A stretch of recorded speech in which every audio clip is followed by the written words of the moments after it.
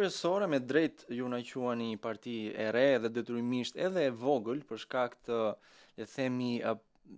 vështirësive që kemi hasur për të ja njohur publikut. Dhe ndoshta kjo është sfida më e madhe për të prezantuar tamam siç jemi tek publiku me qasjen tonë edhe programore dhe me vizionin ton të mos na perceptojnë thjesht si disa të rinj që janë të ngjashëm me parti tjera të vogla dhe të reja, por për të kuptuar specifikat tona programore. Pra ne qartazi kemi një qasje që le të themi me një farë krenarie shprehim si e majt demokratike, social-demokrate pra, dhe këtë mesazh përpiqemi shumë që ta përçojmë në terren, por edhe me këto hapësira mediatike që na krijohen.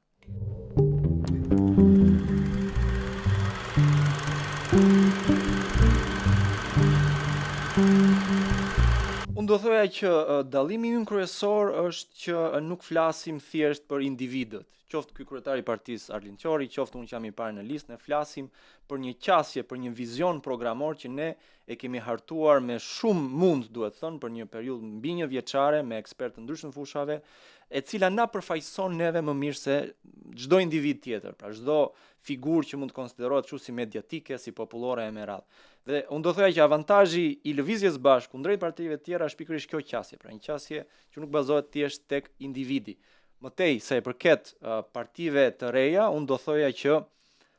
edhe një ndër arsyet pse ne nuk kemi zgjedhur të hyjmë në koalicion me ta është sepse fare thjesht ne nuk u besojmë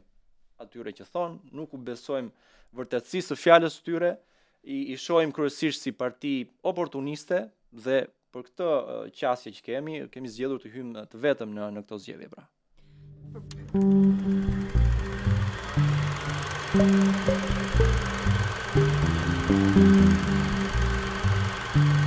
Pikërisht kjo është sfida më e madhe të cilën e hasim dhe ne për ditë në terren, pra në diskutimet që bëjmë me njerëz të thjesht, le të themi,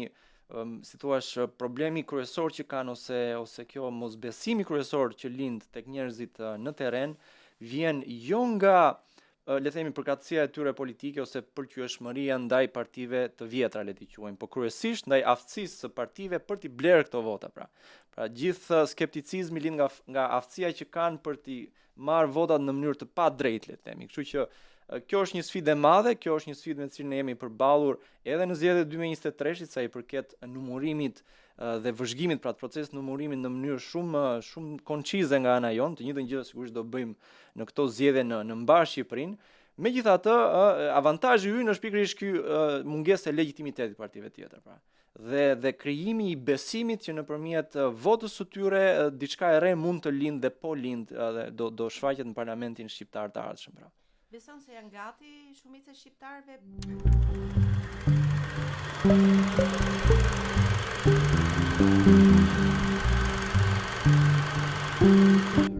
Unë besoj se zgjedhjet 2025 do jenë një thyerje e madhe, pra, sa i përket mentalitetit të funksionimit gjithave fushatave zgjedhore deri në këtë vit, pra, sepse mendoj që në këto zgjedhje një pjesë e madhe e elektoratit do besoj një parti të re, siç është Lëvizja Bashk, pra, duke u shkëputur nga kjo tradita qoftë edhe e blerjes votës e me radhë, dhe besoj që ky është një rrugëtim që do nisë 2025, por do vazhdojë edhe më vonë pra në vitet në vazhdim, duke le të themi çliruar elektorati shqiptar nga kapja që ish bërë nga partitë e vjetra pra. Ju përmendë pak më parë edhe le të themi faktin që këto parti mbështeten nga oligarkia ekonomike, kanë një pushtet të madh mediatik dhe ajo që e veçanta që kemi vënë re ne edhe në terren është fakti që tashmë kanë dalë edhe partitë e vjetra duke bërë fushat në terren, pra duke në një farë mënyrë kopjuar metodën e vetme në fakt që kemi ne për të folur drejt për drejti me qytetarët. Megjithatë, kjo gjë nuk na tremb pikërisht për shkak të mungesës së legjitimitetit që përmenda. Beson se qytetarët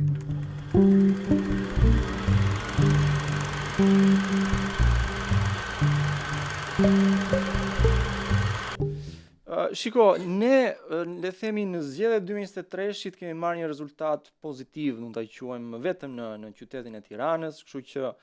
nga 2023-shit deri në 2025, le themi edhe aftësia jonë për të njohur me publikun është goxha më e madhe, qasja në publik pra. Rrjedhimisht që presim një rezultat më të mirë se sa i 2023-shit. Nuk dua të vendos, le të themi, shifra sa i përket numrit të deputetëve, sepse kjo varet totalisht nga vullneti i votuesve, kështu që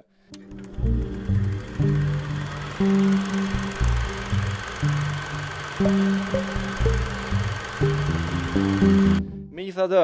ndër propozimet tona kryesore do përmendja edhe propozimet për shembull si minimumi etik, të cilat tashmë janë përvetësuar dhe nga partitë të tjera, le të themi në mënyrë kështu spekulative, do thoya unë. Për shembull, ne kemi folur për minimumin etik, kemi depozituar një projekt lig në Parlamentin e Shqipërisë. Megjithatë sot dëgjojmë që për shembull një parti si Partia Demokratike e Sali Berishës flet për minimumin etik, që na duket disi qasje hipokrite, por pavarësisht kësaj ne mendojmë që vetë fakti që kundërshtari ynë politik e ka përvetësuar si tezë, edhe ky është një hap përpara, fakti që po diskutohet në publik. Përmenda minimumi etik si një prej pikave tona kryesore, le të themi, po ne flasim edhe për një shtet social që këtu përfshihet ringritja e institucionit të arsimit në vend, e shëndetësisë, e pensioneve. Shtylla tjetër është një shtet zhvillimor, e cila synon të rrimë më këmbë ekonominë shqiptare duke e orientuar kapitalin investues në sektorët prodhues kryesisht dhe jo në sektorët spekulativ, siç po ndodh në gjithë këto vitet e fundit, dhe detyrimisht një shtet të së drejtës, pra një shtet i cili mbështet fuqimisht pavarësinë e sistemit të drejtësisë në vend, e cila duhet thënë për hir të së vërtetës që ka bërë hapa para, kemi parë zhvillime pozitive, por që qasja jonë është një pavarësi e plot, le të themi, nga ndikimi i politikës.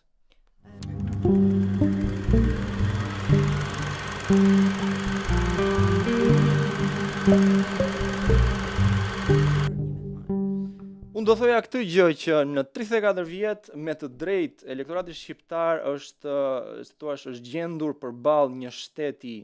që është perceptuar gjithmonë si zhvatës, një shtet i cili ka favorizuar një grup shumë të vogël njerëzish që ne i konsiderojmë si oligarkë, të cilët kanë kapur monopolet kryesore të ekonomisë dhe të resurseve të këtij vendi, dhe është herë e parë, mendoj unë, që në alternativën politike shqiptare është një parti si Lëvizja Bashkë, e cila ka një qasje për ta transformuar shtetin shqiptar, për të ringritur institucionet shtetërore dhe për të vendosur, le të themi, një farë barazie në garën e tregut lirë, pra duke luftuar monopolet që janë ngritur deri më sot. Unë mendoj që e vetmja qasje serioze sot